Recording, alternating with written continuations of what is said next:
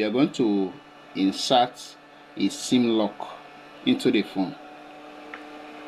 We are going to insert a SIM lock into the phone. So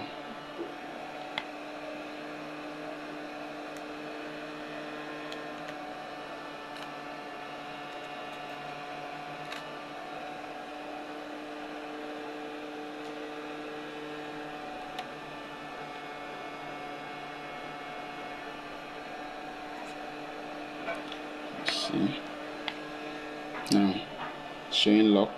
So now you are going to unlock the SIM.